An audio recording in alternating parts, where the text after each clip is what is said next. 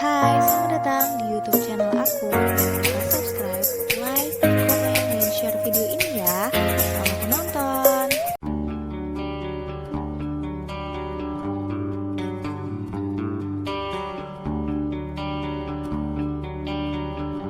Assalamualaikum warahmatullahi wabarakatuh. Perkenalkan, nama saya Elis Megawanti, NIM 16213033 dari Program Studi Keperawatan Astika Sehatsi Tangerang. Di sini saya akan menjelaskan bagaimana apa sih yang namanya BHD itu.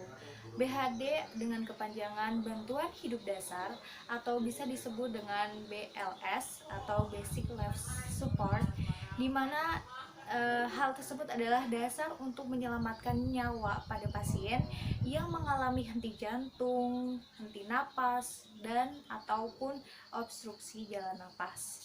Nah, tujuannya untuk memberikan bantuan sirkulasi sistemik, ventilasi dan oksigenasi tubuh secara efektif dan optimal sampai didapatkan kembali sirkulasi sistemik secara spontan atau sampai datangnya bantuan tenaga medis untuk melakukan bantuan hidup dasar secara lebih lanjut dengan peralatan yang lebih dibandingkan pada bantuan hidup dasar sebelumnya. Nah, atau bisa juga sampai si pasien itu dinyatakan meninggal, seperti itu. Nah, oke, kita mengulas tentang BHD ini. Jadi BHD itu dibagi dengan kategori 6. Nah, apa sih kategori 6 ini? Kategori 6 ini adalah 6 langkah di mana kita bisa melakukan bantuan tersebut. Nah, terdiri dari apa? Terdiri dari D, R, S, C, A, dan B. Apa sih masing-masing dari itu? Yang pertama adalah D. D itu adalah danger, di mana danger ini kita menentukan amannya suatu tindakan, dari amannya si penolong, amannya lingkungan sekitar kita, maupun aman dari si pasiennya. Artinya apa sih? Artinya memastikan bahwa diri kita aman dan tidak memiliki resiko menularkan atau membuat pasien ini lebih berbahaya. Dan begitu juga dengan amannya lingkungan. Nah, bila mana pasien tersebut berada di tempat yang rawan reruntuhan, misal pasien tersebut adalah pasien korban gempa bumi, di mana gempa bumi itu biasanya pasien terdapat pada reruntuhan. Nah, bagaimana kita bisa menolong pasiennya tersebut? Maka kita akan mengobservasi pasiennya. Kita nyatakan pasiennya ini aman, aman ini dalam artian tidak mengalami cedera servikal. Nah, setelah dinyatakan aman, tidak cedera servikal, maka kita lakukan aman dari lingkungan. Maka secara otomatis kita melakukan pepindahan dari si pasiennya itu di tempat lokasi awal, dipindahkan ke tempat lokasi yang lebih aman lagi, semisal tanah lapang yang tidak bergelombang, sehingga ketika kita melakukan bantuan hidup dasar ini, maka tidak ada hambatan dalam posisi yang rata.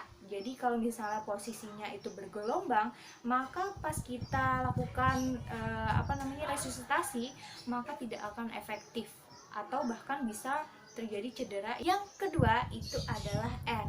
R ini adalah respon, di mana respon ini memiliki beberapa kategori. Yang pertama itu adalah ALT, yang dimana kita mengetahui adanya respon pasien ini sadar atau enggaknya. Yang kedua adalah dari respon verbal, dan PAN itu adalah rangsangan nyeri. Oke, langkah selanjutnya adalah S. S ini adalah short for help, di mana kita meminta bantuan kepada orang-orang yang ada di sekitar kita.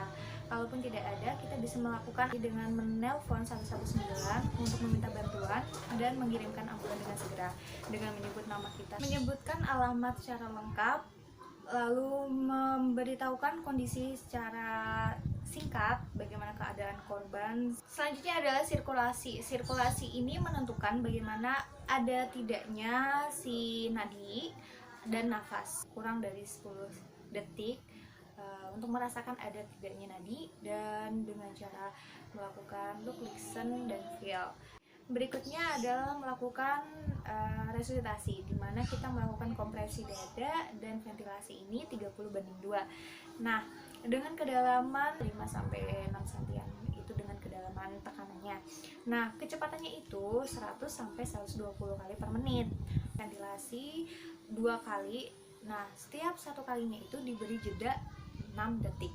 Setelah itu kita observasi kembali ada tidaknya si nadi dan ada tidaknya si nafas tersebut. Kalau misalnya ada tidak ada nadinya dan tidak ada nafasnya, kita lakukan kompresi 30 dan ventilasinya 2. Jadi 30:2. Nah, kalau misalnya ada si nadinya tapi tidak ada nafasnya, kita lakukan ventilasi. Ventilasi ini dilakukan 10 kali per menit. Jadi durasinya dalam 1 menit ini terdapat ventilasinya sebanyak 10 kali dan diberi jeda 6 detik untuk dari ventilasi ke ventilasi berikutnya.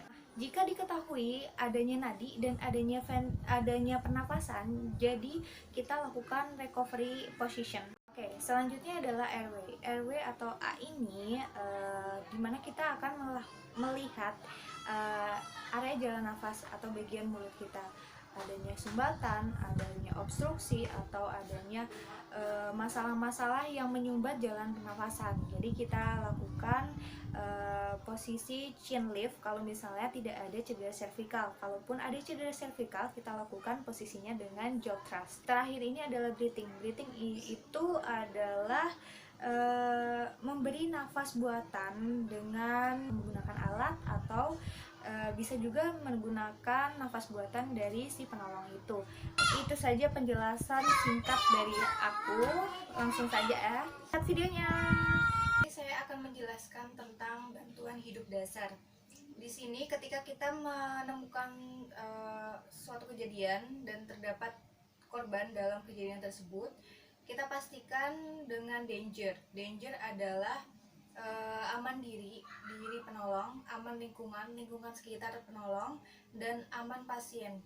Pasiennya tidak memiliki cedera servikal, maka kita akan bawa di tempat lapang yang rata dan posisi terlentang seperti ini.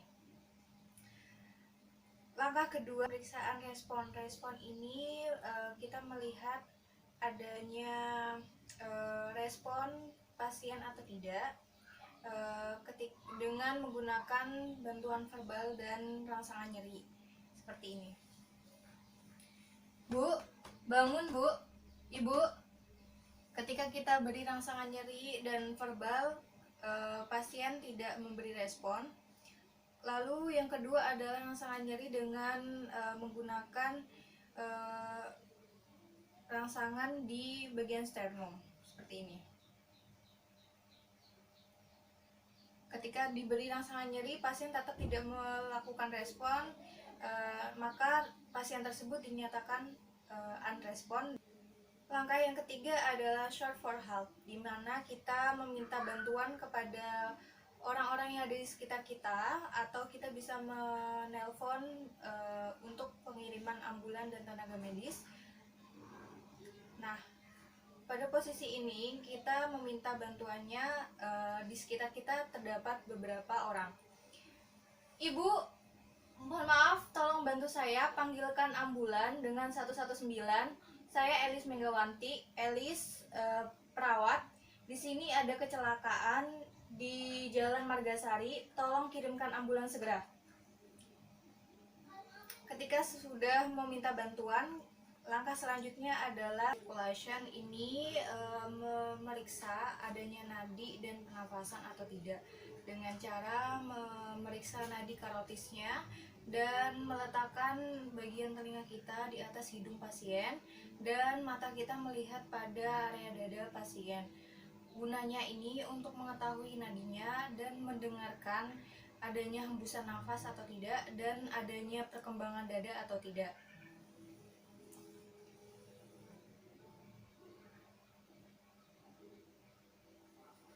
Nah, hal ini dilakukan kurang lebih 10 detik. Tidak terdapat nadi dan pernafasan, maka langkah selanjutnya adalah kita melakukan resusitasi jantung paru. Langkah ini menggunakan teknik kompresi dan ventilasi 30:2 dengan kedalaman 5-6 cm dan kecepatan 100-120 kali per menit. Dengan posisi ketika kita menemukan pasien laki-laki dengan lokasi kompresi berada tepat pada sejajar puting susu dengan condong ke arah kiri badan pasien. Kalau kita menemukan pasien perempuan, posisinya ada di intrakosta. Kita ambil intracostanya, 2 jari di atas intrakosta, kita taruh tangan kita seperti ini dan lebih condong ke sedikit condong ke kiri badan pasien 30:2.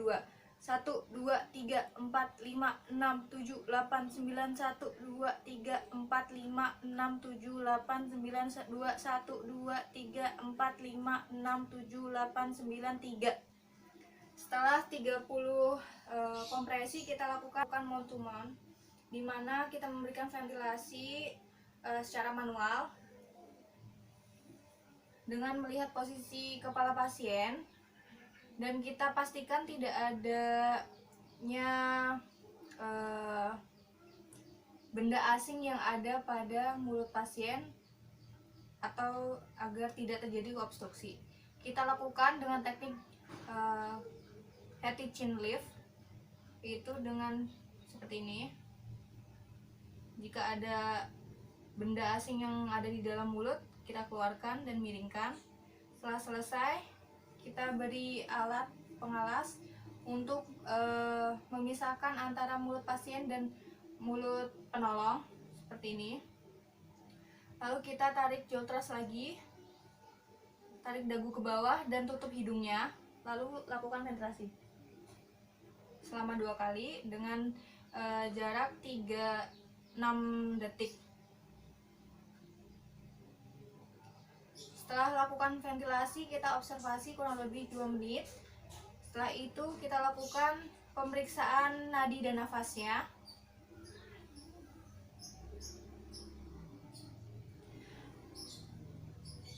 Didapatkan nadi dan nafas, lalu kita lakukan posisi mantap atau recovery position. Sebelumnya kita bangunkan pasien untuk memberi tahu bahwa pasien tadi tidak sadar dan tidak ada shock. Ibu, bangun Bu. Ibu, saya Elis, saya menolong Ibu. Tadi Ibu henti nafas dan sekarang Ibu sudah bisa bernafas. Nah, saya bantu untuk posisi mantap ya Bu, gunanya untuk melancarkan sirkulasi pernafasan Ibu agar Ibu tidak berhenti nafas lagi. Bisa ikuti instruksi saya Bu. Baik, lalu posisikan tangan pasien seperti ini.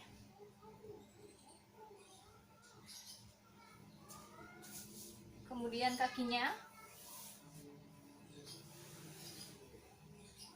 miring seperti ini, dengan kakinya ditekuk paling depan.